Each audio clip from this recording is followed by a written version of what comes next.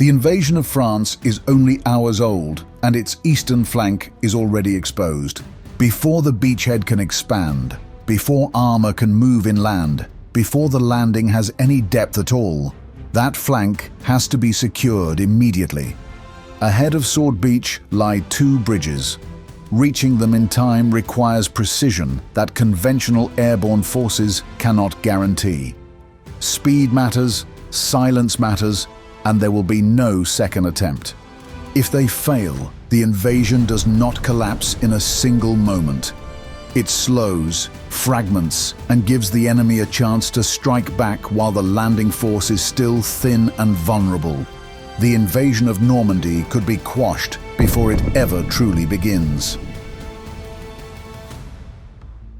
By 1944, Allied planners understood that the war in Europe wouldn't end from the air or the sea. It would take a return to the continent, starting with France, and a landing strong enough to survive the counterattacks that would follow. Operation Overlord was the plan to do it, and its first test was to keep the new beachhead alive in its opening hours. On the far eastern end of the landing front sat Sword Beach, the most exposed of the assault zones. Behind Sword, the Caen Canal and the Orne River run almost side by side, and for vehicles, they might as well have been walls. East of the beaches, there were only two quick road crossings over those waterways: the Canal Bridge at Bénouville and the Orne Bridge at Ranville. Any major movement inland from Sword, or any German push back toward the sea from that sector, would have to pass through those points. On D-Day, they were open routes, and both had to be shut at once for the flank to hold. The nearest German armored formation capable of acting there was the 21st Panzer Division. If the bridges remained in German hands, that division had a direct road network to threaten the beaches early in the day. If the bridges were taken, any move would be slowed, diverted, or broken into smaller pushes. For the Allies, the same bridges were the most straightforward way off Sword toward Caen and the eastern shoulder of the lodgement. Seizing them intact before the seaborne landings even began was the first and most time-sensitive job in the British 6th Airborne Division's wider mission under Operation Tonga. The German garrison responsible for the Caen-Orne crossings, drawn from the 716th Infantry Division and attached units, already had demolition plans in place. If the Allies came in on this flank, the orders were clear: destroy the bridges to block a fast exit from Sword and delay the build-up long enough for a counterattack to form. This had to be settled in minutes. Before the first waves ever turned toward Normandy, the airborne part of Overlord was already considered the piece most likely to break. Dropping troops behind the beaches at night would require navigating in the weather and timing drops over enemy territory, with no way to fix mistakes once the aircraft crossed the coast. Even inside Allied headquarters, that risk was openly debated. Air Chief Marshal Trafford Leigh-Mallory warned Eisenhower that the airborne phase could unravel before it even hit the ground, estimating that half the paratroopers and a third of the gliders might be lost or scattered. On the eastern flank, they could not afford such chaos. Those first hours depended on men arriving close together and striking fast. Only then could they hold key ground before the Germans could regroup. A normal parachute drop couldn't promise that, and any delay meant those crossings were gone. So Allied planners accepted Leigh-Mallory's warning. Instead of relying on a broad parachute attack, they chose a glider surprise strike. Horsa gliders could be towed by bombers, released over the target, and bring assault troops down quietly into a field close enough to land almost on top of a defended point. They traded safety for precision, which was precisely what the job needed. Since the plan depended more on speed than numbers, the assault force was kept small. 6 horses, 3 per bridge, carrying a reinforced company from the 2nd Oxfordshire and Buckinghamshire Light Infantry, with Royal Engineers spread across every glider. After the first gliders hit, the rest of the 6th Airborne would come in to spread out and secure the area. Once daylight broke, commandos from Sword could push inland to relieve the bridgeheads and assume the defense. At 12:16 a.m., the first Horsa glider tore into a Normandy field at full speed, skidding through hedgerow and wire before grinding to a stop in the dark. The landing was so hard and so close to the objective that soldiers began attacking while fragments of their smashed gliders were still coming down around them. Seconds later, more gliders slammed into the same strip. In less than a minute, a quiet patch of farmland beside the Caen Canal became a crash site and an assault line. The German bridge defenses were caught in the middle of reacting. Sentries ran for posts that were already being overrun. Machine gun crews tried to swing their weapons toward the fields and found attackers crossing the distance faster than they could track. The assault groups didn't pause to trade fire. They moved straight through the outer edge of the position, into trenches, around bunkers, onto the road.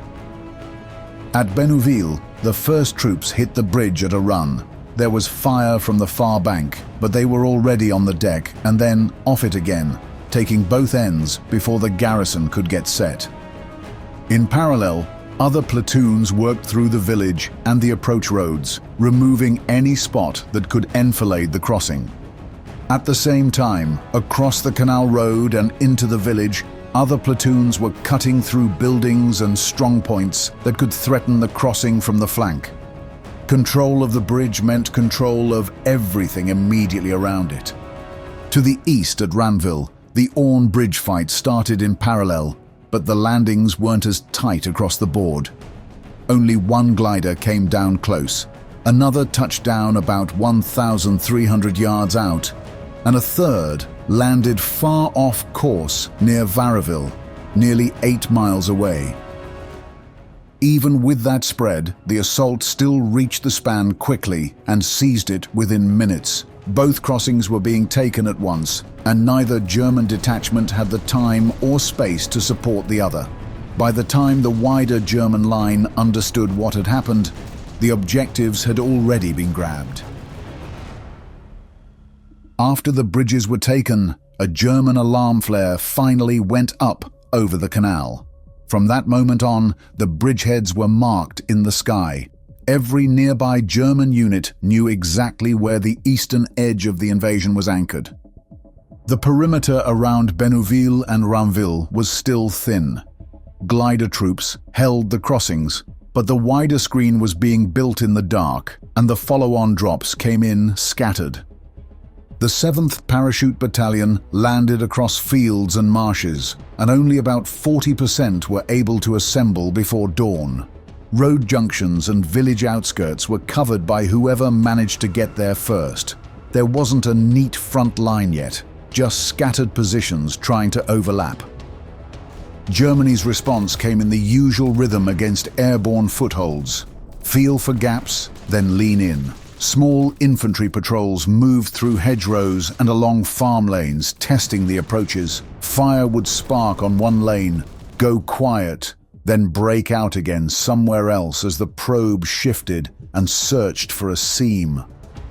As first light approached, engines began to rumble out from the Caen direction. Small armored groups rolled up the Le Port-Bénouville road to see if the canal crossing could be cracked open before the defenders settled in. They reached the outskirts, ran into sudden close-range anti-tank fire, and fell back to regroup. Still, the road remained blocked. On the Orne side, patrols tried to slip past the thin screen and reach the Ranville approaches before daylight. But the airborne troops were already dug in along the causeways and on the edges of the villages. Their positions weren't perfect, but they covered the approaches well enough to stop anything from slipping through quickly. Each German push ran into fire, stalled, and backed off. When patrols tried to feel their way forward, they kept running into overlapping fields of fire from small groups posted in ditches, hedgerows, and buildings. The defense was rough and uneven, but it held, so the fight settled into a grind on open ground. Small airborne groups held the two crossings while pressure built from every direction. German patrols kept testing the line and getting turned back, and each one bought the beachhead a little more time.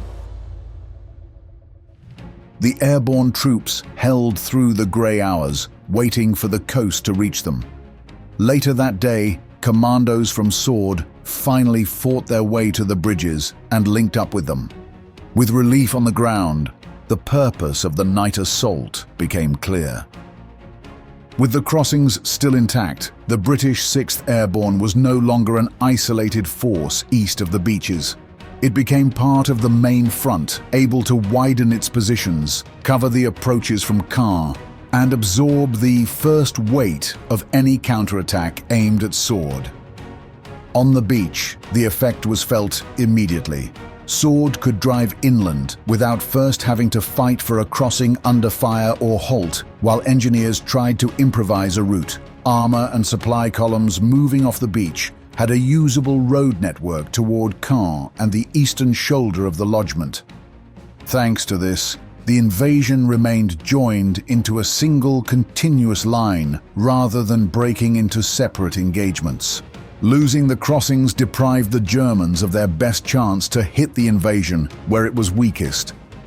The 21st Panzer Division was close enough to threaten Sword's flank, but with the bridges denied, it couldn't move fast or concentrate its armor on the direct approach.